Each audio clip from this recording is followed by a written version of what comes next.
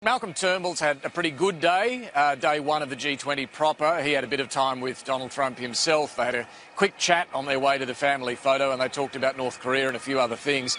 The main session this morning at the G20 was counter-terrorism, and Malcolm Turnbull specifically was pushing an idea. He'd been pushing it for a couple of weeks prior to the G20 with some of the leaders to step up the fight against terrorists online, and specifically to allow police around the world, including in Australia, to crack open encrypted messages sent between terrorists, other violent criminals, using things like WhatsApp or Wicker or iPhone Messenger.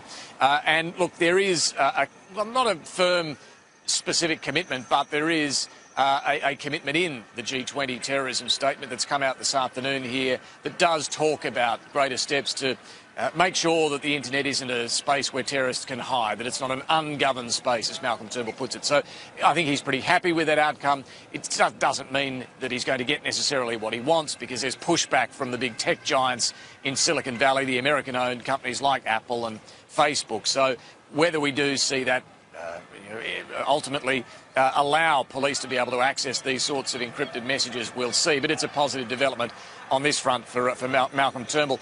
As far as his relationship with Donald Trump, just another thing to note, they had a big concert here tonight for the G20 leaders after the full day of sessions. Trump offered to give Malcolm and Lucy Turnbull a ride in his heavily armoured presidential vehicle. They took up the offer, so they had a bit of extra time tonight, if you like, riding in the back of the car.